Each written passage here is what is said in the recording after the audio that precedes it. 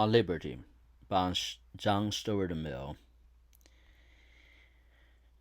Um, we can only read the third part of the introduction section. First part, the model of his life. Second part, the model of his relations with a certain Mrs. Taylor later on become his wife. Third part, more about the essay itself, the thoughts at the time. Then we'll Miller develop his presentation. So we can continue here. Liberty was published in 1859. When the 19th century was half over, but in its general spirit, in some its special tendencies, the little tract belonged rather to the standpoint of the 18th century than that which saw its birth. In many of his speculations, John Stuart Mill formed a sort of connecting link between the doctrines of the earlier English empirical school and those which we associated with the name of Mr. Herbert Spencer. His logic, for instance, he represents at once on the theories of Hume. It does not see how profoundly the victories of science modify the conclusions of the earlier thinker.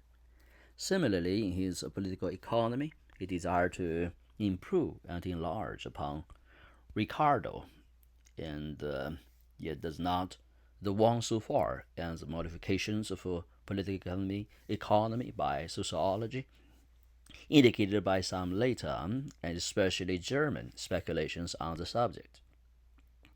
In the tract on Liberty, Mill is advocating the rights of the individual as against society in the world opening of an era that was rapidly coming to the conclusion that the individual had no absolute rights against society.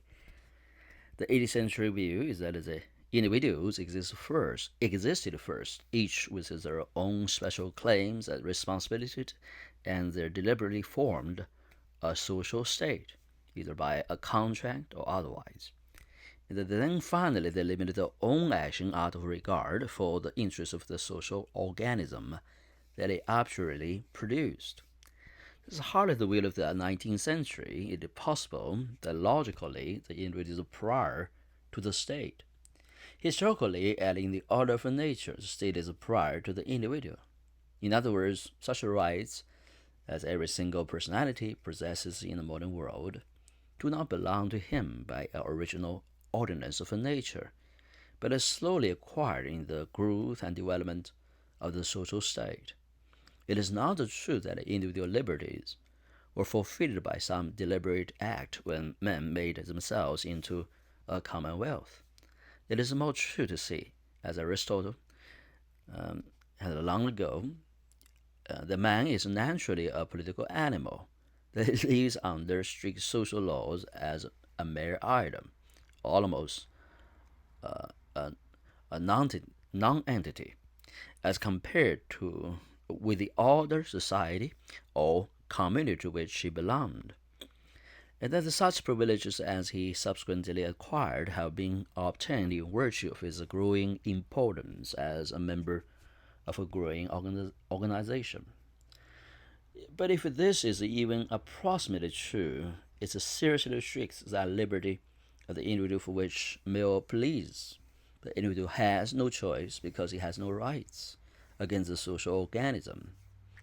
Society can punish him for acts or even opinions which are antisocial in character. His virtue lies in recognizing the intimate communion with his followers. His sphere of activity is bounded by the common interest, just as it is absurd as purely theory that all men are originally equal. So it is an addition to the false doctrine to protest that a man has an individual liberty to live and to think, and he chooses in any spirit of antagonism to that large body for which he forms an insignificant part. Nowadays, this will of society, of its development, which we largely owe to the Philosophia Positive of M. Austin Comet, is so familiar and possibly so damaging to the individual initiative that it becomes necessary to advance and proclaim the truth we reside in an opposite theory.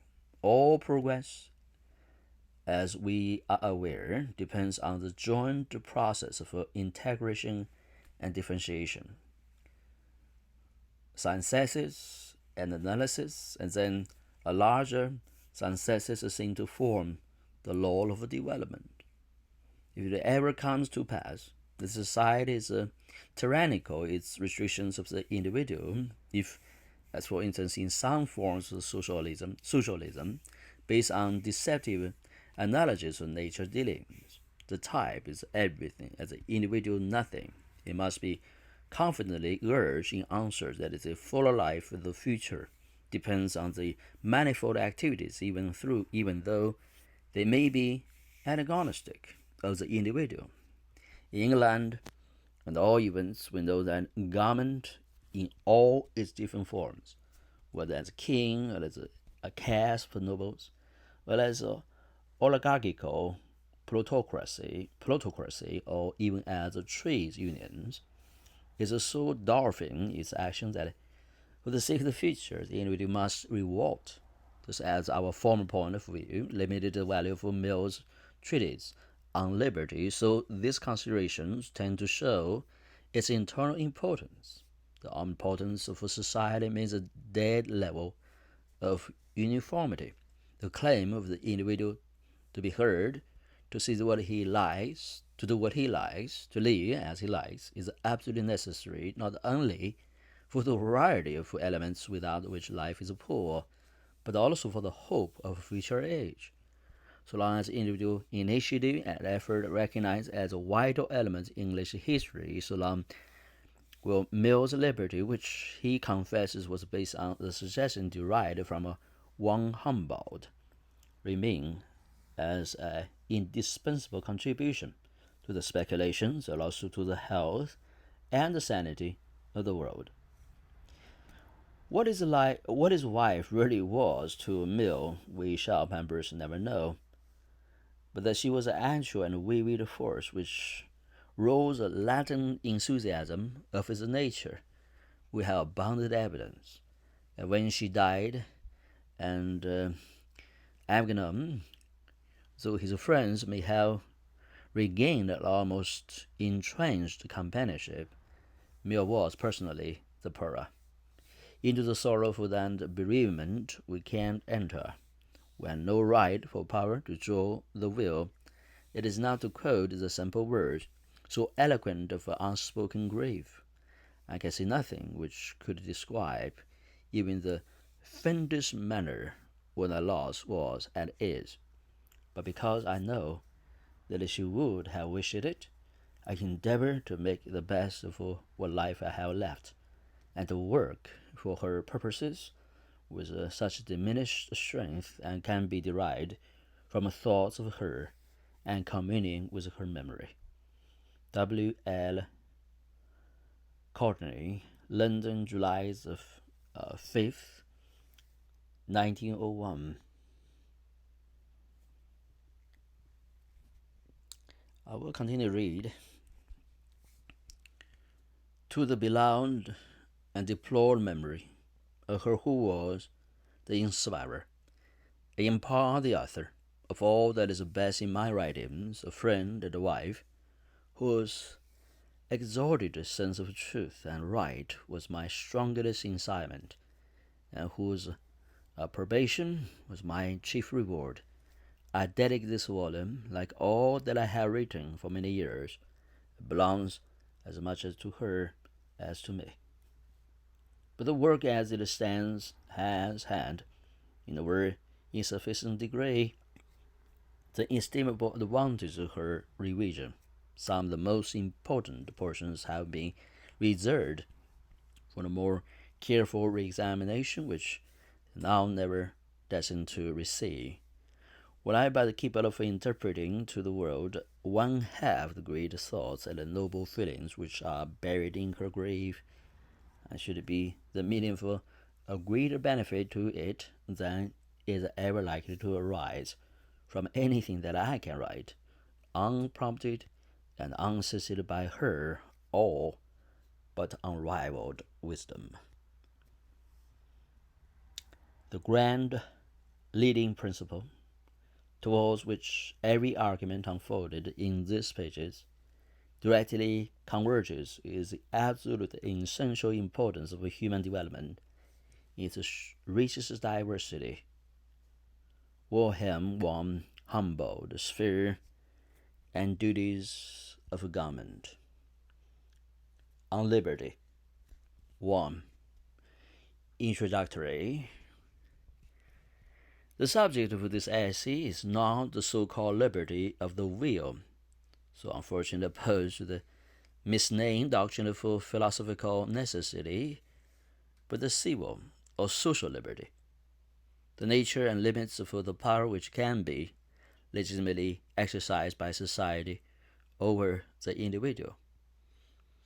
A question seldom stated and hardly ever discussed in general terms, but which profoundly influences the practical controversies of the age by its latent presence that is likely soon to make itself recognized as the vital question of the future. It is so far from being new that in a certain sense it has divided mankind, almost from the remotest ages. But in the stage of progress into which the more civilized portions of the species have now entered, it presents itself under new conditions and requires a different and more fundamental treatment. The struggle between liberty and authority is the most conspicuous feature in the portions of history with which we're earliest familiar, particularly in that of Greece, Rome, and England. In old times, this contest was between subjects or some classes of subjects and its government. By liberty was met protection against the tyranny of the political rulers. The rulers were conceived, except in some of the popular governments of Greece, as in a necessarily antagonistic position to people whom they ruled. They considered for a governing one, or a governing tribe or caste who derived authority from an inheritance or conquest, who at all events did not hold it at the pleasure of the governed, and whose supremacy man did not venture, and did not desire to contest, whatever precautions might be taken against its oppressive exercise. The power was regarded as necessary but also as highly dangerous, as a weapon which would attempt to use against their subjects no less than against external enemies. To prevent the weaker members of the community from being preyed upon by innumerable vultures, it was needful that there should be an animal of prey stronger than the rest, commissioned to keep them down. But as a king, the vultures would be no less bent upon preying on the flock than any of the minor harpies. It was indispensable to be in a perpetual attitude of defense against his beak and claws. The aim, therefore, of patriots was to set limits to the power which the ruler should be suffered to exercise over the community, and this limitation was met by liberty. It was attempted in two ways. First, by obtaining a recognition of certain immunities called political liberties or rights, which was to be regarded as a breach of duty in the ruler to infringe, which if he did infringe, specific resistance or general rebellion was held to be justifiable. Second, the generally alarmed expedient was the establishment of the constitutional checks, by which the consent of the community or a body of some sort supposed to represent its interests was made a necessary condition to some of the more important acts of the governing power.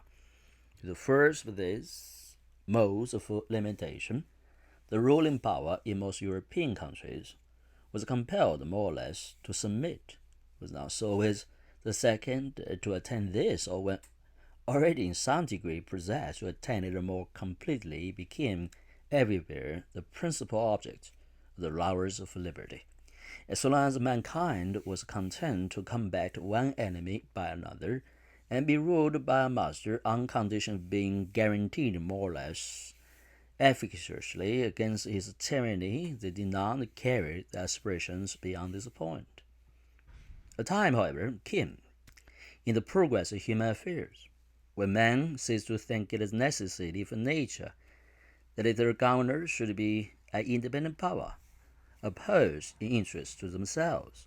It appeared to them much better that the various magistrates of the state should be their tenants or delegates, revocable at their pleasure. In that way alone, it seems, could they have a complete security that the powers of government would never be abused to their disadvantage.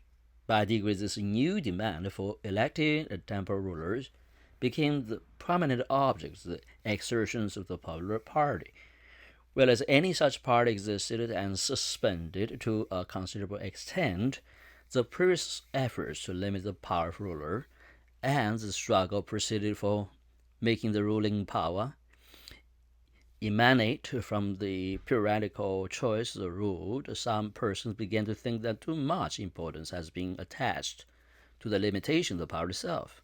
That, it might seem, was a resource against rulers whose interests were habitually opposed to those of the people. What was now wanted was that the rulers should be identified with the people, and their interests and will should be in the interests and will of the nation. The nation did not need to be protected against its own will. There was no fear of its tyrannizing over itself. Let the rulers be effectually responsible to it, promptly removable by it, and it could afford to trust them with the power which it could itself dictate the use to be made. The power was but the nation's own power, concentrated in a form convenient for exercise. This mode of thought, or rather purpose of feeling, was common among the last generation of European liberalism, in the continental section of which it still apparently predominates. Those who admit any limit to what a government may do, except in the case of such governments as they think ought not exist, set out as brilliant exceptions among the political thinkers of the continent.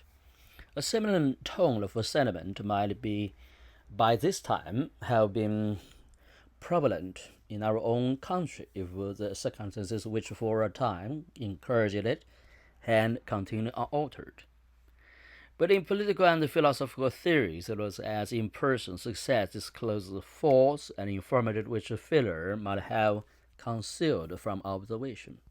The notion that the people have no need to limit their power over themselves might seem axiomatic, when popular government was a thing only dreamed about or read of as having existed at some distant period of the past. Neither was that notion necessarily disturbed by such temporary aberrations as those of the French Revolution, the worst of which was a work of a usurping few, and which in any case belonged not to the prominent working of popular institutions, but to a sudden and convulsive outbreak against monarchical or aristocratic despotism. In time, however, a democratic republic came to occupy a large portion of the earth's surface and made itself felt as one of the most powerful members of the community of nations. An elected and responsive government became subject to the observations and criticisms which weighed upon agreed existing fact. It was now perceived that such phrases as self-government, that the power that the people over themselves, do not express the true state of the case. The people who exercise the power are not always the same people with those over whom it is exercised, and the self-government spoke of it not the government of each by himself, but of each by all the rest. This will of the people, moreover, practically means the will of the most numerous for all the most active part of the people, the majority, or those who succeed in making themselves accepted as a majority. The people consequently may desire to oppress a part of the number, and precautions as such needed against this as against any other abuse of power. The limitation, therefore, of the power of the government over individuals loses none of its importance when the holders of power are regularly accountable to the community, that is, to the strongest party therein. This will of things recommend itself equally to the intelligence of thinkers and to the inclination of those important classes in European society to whose real or supposed interest democracy is adverse, has had no difficulty in establishing itself, and in political speculations, the tyranny of the majority is now generally included among the evils against which society required to be on its guard. Like other tyrannies, the tyranny of the majority was the first that is still vulgarly held in dread, chiefly as operating through the acts of the political authorities.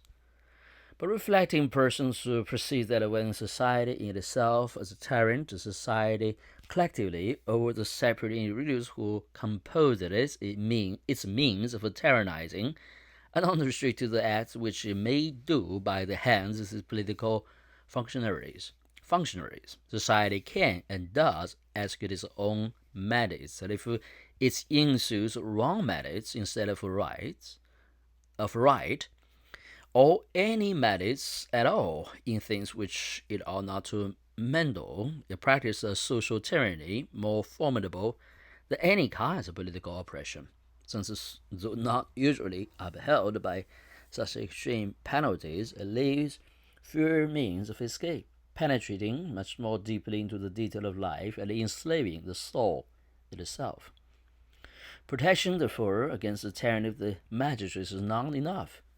There needs protection also against the tyranny, the prevailing opinion and the feeling, against the tendency of a society to impose by other means than civil penalties its own ideas and practice as rules for conduct on those who dissent from them, to fetter its development and, if possible, prevent the formation of any individuality not in harmony with the ways, and compel all characters to fashion themselves upon the model of his own. This is limited to the legitimate interference of a collective opinion with individual independence, and to find that limit and maintain it against encroachment is as indispensable to a good condition of human affairs as protection against political despotism. But this proposition is not likely to be contested in general terms. The practical question where to place the limit, how to make the fitting adjustment between individual independence and social control is the subject on which nearly everything remains to be done. All that makes existence valuable to anyone depends on the enforcement of restraint upon the actions of other people. Some rules of conduct, therefore, must be imposed by law in the first place, and by opinion on many things which are not fit subjects for the operation of law. What this rule should be in the principal question in human affairs, but if we accept a few of the most obvious cases, it is one of those which least progress have been made in resolving. No two ages, and scarcely any two countries, and decided alike. And the decision of one age or country is a wonder to another. In the people of any given age and country no more suspect any difficulty in it than if it were a subject on which mankind had always been agreed. The rules which obtain among themselves appear to them self-evident and self-justifying. This all but a universal illusion is one of the examples of the magical influence of custom, which is not only, as the proverb says, a second nature, but is continually mistaken for the first. The effect of custom in preventing any misgiving respecting the rules of conduct which mankind impose on one another is all the more complete because the subject is one on which it is not generally considered necessary that a reason should be given, either by one person to others or by each to himself. People are accustomed to believe, and are being encouraged in the belief, but some aspire to the character of philosophers that their feelings on subjects of this nature are better than reasons, and render reasons unnecessary. And the practical principle which guides them to their opinions on the regulation of human conduct is the feeling which each person's mind that everybody should be required to act as he, and those with whom he sympathizes would like them to act. No one, indeed, acknowledges to himself that his standing for judgment is his own liking, but an opinion on a point of conduct not supported by reasons can only count it as one person's preference, and if the reasons, when given, a mere appeal to the similar preference felt by other people, it is still only many people's liking instead of one. To an ordinary man, however, his own preference supported is not only a perfectly satisfactory reason, but the only one he generally has for any of his notions of morality, taste, or propriety, which are not expressly written in his religious creed, and the chief guide in the interpretation even of that. Man's opinions, accordingly, on what is laudable or blamable are affected by all the multifarious causes which influence their wishes in regard to the conduct of others, and which are as numerous as those which determine the wishes on any other subject. Sometimes their reason, and other times their prejudices or superstitions, often their social affection, not seldom their antisocial ones, the envy or jealousy, the arrogance or contemptuousness, but most commonly their desire or fears for themselves, their legitimate or illegitimate self-interest. Whenever there is a ascendant class, a large portion of the morality of the country emanates from its class interest and its feelings of class priority. The morality between Spartans and Helots, between planters and Negroes, between princes and subjects, between nobles and roturiers, between men and women, have been for the most part the creation for this class interest and feelings. As the sentiments that generated react in turn upon the moral feelings of the members of the ascendant class in their relations among themselves, where on the other hand the class formerly ascendant had lost its ascendancy, or where its ascendancy is unpopular. The prevailing moral sentiments frequently bear the impress of an impatient dislike of superiority, another grand determining principle of the rules of conduct, both in act and forbearance, which have been enforced by law or opinion, have been the civility of mankind towards the supposed preferences or virgins of their temporal masters or for their gods. This civility, though essentially selfish, is not hypocrisy. It gives rise to perfectly genuine sentiments of abhorrence. It made man burn magicians and heretics, among so many baser influences. General and the obvious interests of society had, of course, had a share, and a large one, in the direction of the moral sentiments. Less, however, in the matter for reason or on their own account than as a consequence of the sympathies and antipathies which grew out of them, and sympathies and antipathies which have little or less nothing to do with the interests of society, and made themselves felt in the establishment of morality with quite as great force. The likings and disliking of society, of some powerful portion of it, as the main thing which can practically determine the rules laid down for general observance under the penalties of law or opinion.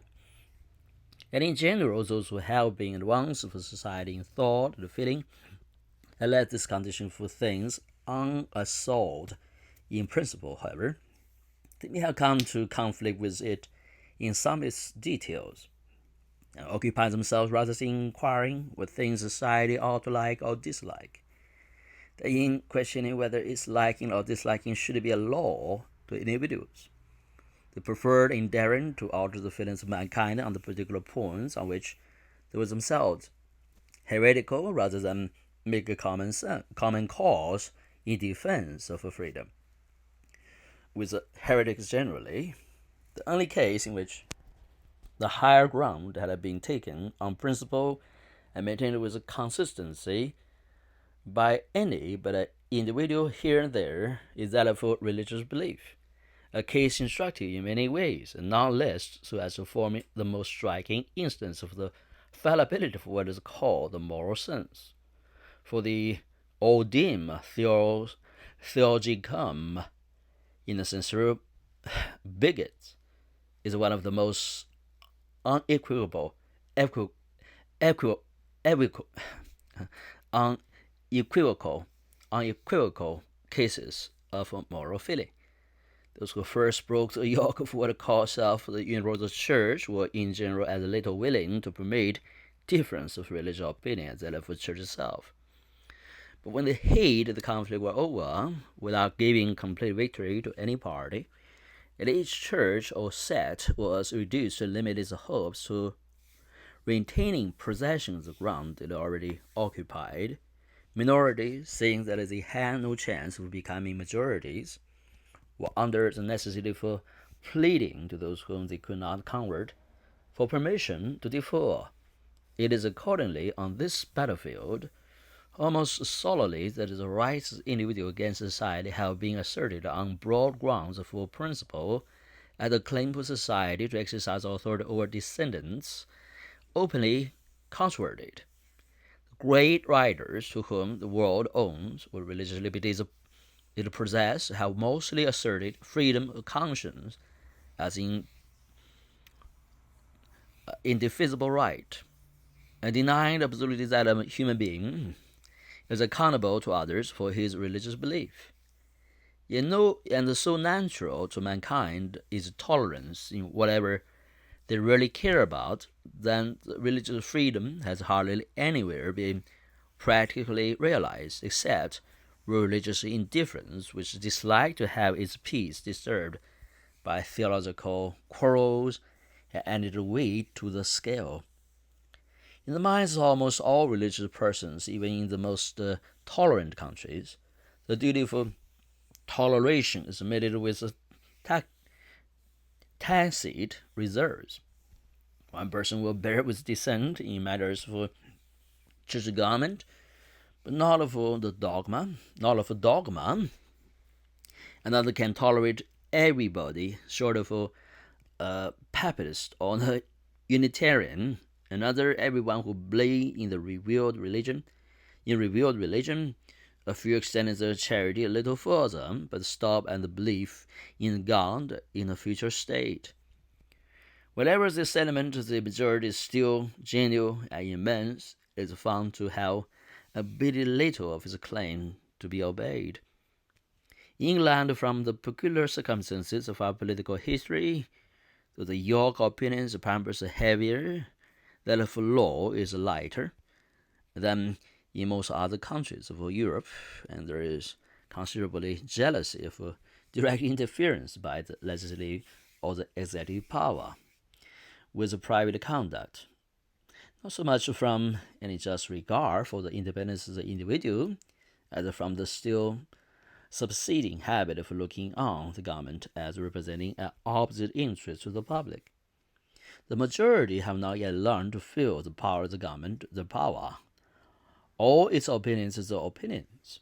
When they do so, individual liberty will probably be as much exposed to invasion from the government as it already is from public opinion. But as yet, there is a considerable amount of feeling ready to be called forth against any attempt of the law to control individuals, in which they have not hitherto been accustomed to be controlled by it, and this with very little discrimination as to whether the matter is or is not within the legitimate sphere of legal control, in so much as the feeling highly salutary on the whole is perhaps quite as often misplaced as well as grounded in the peculiar instances of its application. This, in fact, no recognized principle by which the propriety or impropriety of government interference is customarily tested. People decide according to their personal preferences.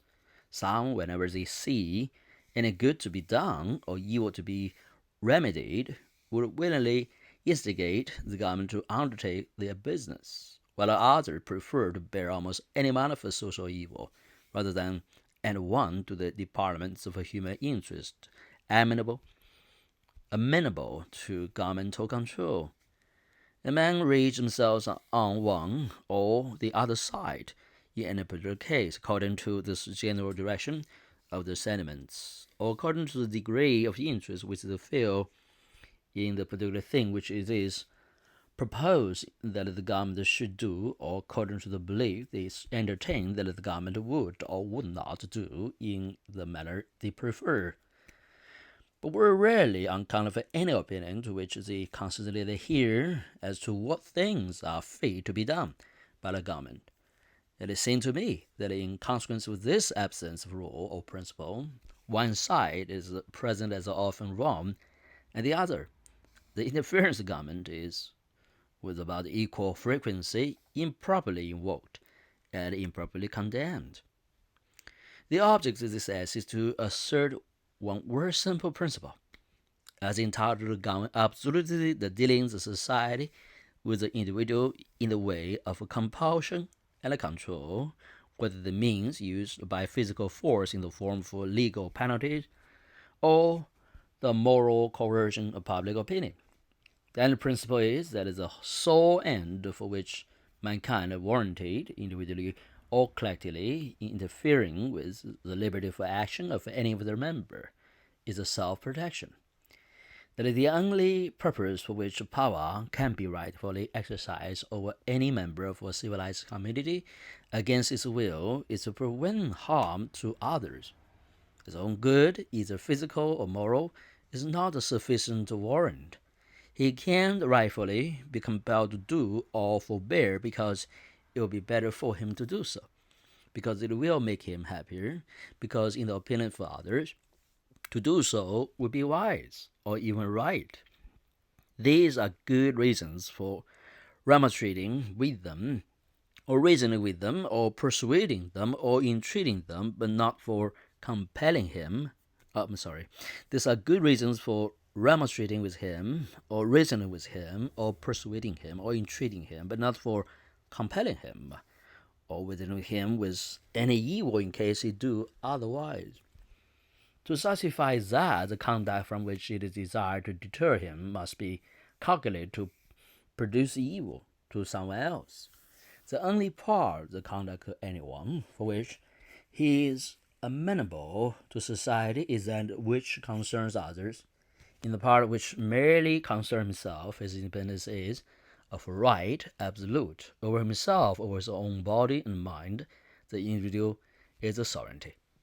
It is perhaps hardly necessary to say that this doctrine is meant to apply only to human beings in the maturity of their faculties. We are not speaking of children, of young persons below the age which the law may fix as that of manhood or womanhood. Those who are still in a state to require being taken care of by others must be protected against their own actions as well as against external injury. For the same reason, we may leave out of consideration those backward states of society in which the race itself may be considered as in its nonage. The early difficulties in the way for spontaneous progress are so great that there is seldom any choice means for overcoming them, and the ruler for the spirit of improvement is warranted in the use of any expedients that will attain an end, perhaps otherwise untenable. Despotism is a legitimate mode for government in dealing with barbarians, provided the end be their improvement and the means justified by actual effecting that end. Liberty, as a principle, has no application to any state of things anterior to this time when mankind have become capable of being improved by free and equal discussion. Until then, there is nothing for them but implicit obedience to Akbar on charming, if they are so fortunate as to find one. But as soon as mankind has attained the capacity of being guided to their own improvement by conviction or persuasion appeared long since reached in all nations with whom we need here concern ourselves. Compulsion, either in the direct form or in that of pains and penalties for non-compliance, is no longer admissible as a means to their own good, and justifiable only for the security of others. It is proper to state that I forego any advantage which could be derived to my argument from the idea of abstract right as a thing independent of utility. I regard utility as the ultimate appeal on all ethical questions, but it must be utility in the largest sense, grounded on the prominent interests of men as a progressive being. Those interests are content, authority is the subject of the individual spontaneity to extend control only in respect to those actions of each which concerns interests of other people. If anyone does an act hurtful to others, there is a prima facie case for punishing him by law, or where legal penalties are not safely applicable, by general disapprobation. There are also many possible acts for the benefit of others which he may rightfully be compelled to perform, such as to give evidence in a court of justice, to bear his fair share in the common defense, or in any other joint work necessary to the interests of the society which he enjoys the protection, or to perform certain acts of individual beneficence, such as the saving a fellow creature's life, or interposing to protect the defenseless against ill usage, things which, whenever it is obviously a man's duty to do, he may rightfully be made responsible to society for not doing. A person may cause evil to others, not only by his actions, but by his inaction. In either case, he is justly accountable to them for the injury. The latter case, it is true, requires much more cautious exercise of compulsion than the former. To make anyone answerable for doing evil to others is the rule, and to make him answerable for not preventing evil is, comparatively speaking, the exception. There are many cases clear enough and grave enough to justify that exception. In all things which regard external relations of the individual, he is a de jure amenable to those whose interests are concerned, if it need be, to society and the protector. There are often good reasons for not holding him to the responsibility, but these reasons must arise from the special expediencies of the case, either because it is a kind of case in which he is on the whole likely to act better when left to his own discretion than when controlled in the way in which society have it in their power to control him, or because the attempt to exercise control will produce other evils greater than those which it would prevent. When such reasons as this preclude the enforcement of responsibility, the conscience of the agent himself should step into the wanking judgment seat and protect those interests of others which have no external protection, judging himself all the more rigidly because the case does not admit of his being made accountable to the judgment of his fellow creatures.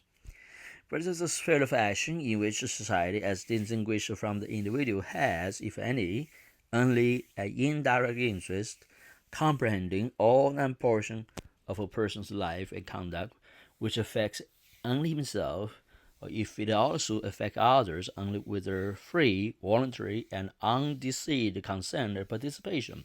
When I say only himself, I mean directly, and in the first instance, whatever affects himself may affect others through himself in the objection which may be grounded on this contingency will receive consideration in the sequel. This, then, is the appropriate region for human liberty. It comprises first the inward domain of consciousness, demanding liberty for conscience in the most comprehensive sense, liberty for thought or feeling, absolute freedom for opinion and sentiment on all subjects, practical or speculative, scientific, moral, or theoretical. There's the liberty for expressing and punishing publishing opinions may seem to fall under a different principle. They belong to that part of the conduct of an individual which concerns other people, but being almost of as much importance as the liberty for thought itself, it rests in great part on the same reasons as practically inseparable from it.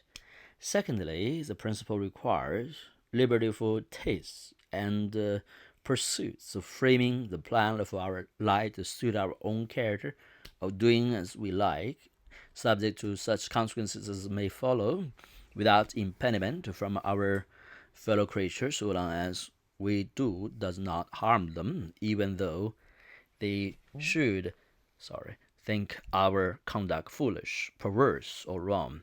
Certainly, from this liberty for each individual follow the liberty within the same limits of combination among individuals, freedom to unite for any purpose not involving harm to others, the persons combining being supposed to be of a full age and not forced or deceived.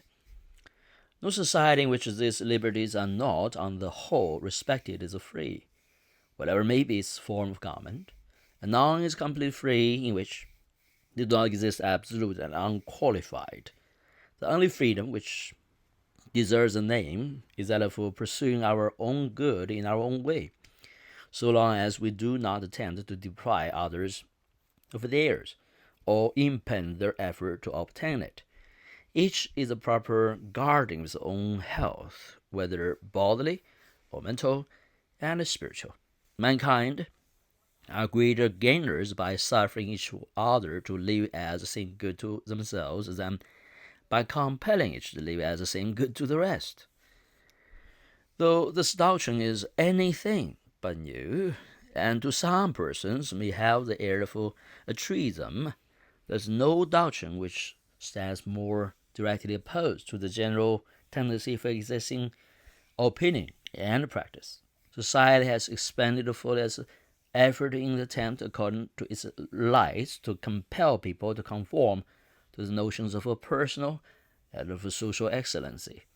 The ancient commonwealths saw themselves entitled to practice, and in the ancient philosophers' countenances is a regulation for every part of private conduct by public authority, on the ground that the state has a deeper interest in the whole bodily and mental discipline for every one of its citizens, a mode of thinking which have been admissible in small publics, surrounded by powerful enemies, in constant peril of being subverted by foreign attack or internal commotion, and to which even a short interval of relaxed energy and self-command might so easily be fatal, and that they could not afford to wait for the salutary permanent effects of freedom. In the modern world, the greater size of political communities, and above all, the separation between spiritual and temporal authority, which place the direction of man's consciences in other hands than those which control the worldly affairs, prevented so great interference by law in the detail of private life, but the engines of moral repression have been wielded more strenuously against divergence from the reigning opinion in self-regarding than even in social matters. Religion, the most powerful of the elements which have entered into the formation of a moral feeling, have almost always been governed either by the ambition of a hierarchy seeking control over every department of human conduct, or by the spirit of Puritanism. And some of these modern reformers who have placed themselves in strongest opposition to the religions of the past have been no way behind either churches or sects in their assertion of the right of spiritual domination. And Comet, in particular, whose social system has unfolded in the Traité de Politique Positive, aimed at establishing by moralism, by legal appliances, despotism of society over the individual, surpassing anything contemplated in the political ideal of the most rigid disciplinarian among the ancient philosophers. Apart from the peculiar tenets of individual thinkers, There's also in the world at large an increasing inclination to stress unduly the powers of society over the individual, both by the force of opinion, even by that of legislation. That has a tendency for all the changes taking place in the world as to strengthen society and diminish the power of the individual. This encroachment is not one of the evils which tend spontaneously to disappear, but on the contrary, to grow more and more formidable. The disposition of mankind, whether as rulers or as fellow citizens, to impose their own opinions and inclinations as a rule for conduct on others, is so energetically supported by some of the best and by some of the worst feelings incident to human nature that it is hardly ever kept under restraint by anything but want power. And as the power is not declining but growing, unless a strong barrier for moral conviction can be raised against the mischief, we must expect in the present circumstances of the world to see this increase. It will be convenient for the argument if instead of when once entering upon the general thesis, we confine ourselves in the first instance to a single branch of it, on which the principle here stated is, if not fully, yet to a certain point, recognized by the current opinions.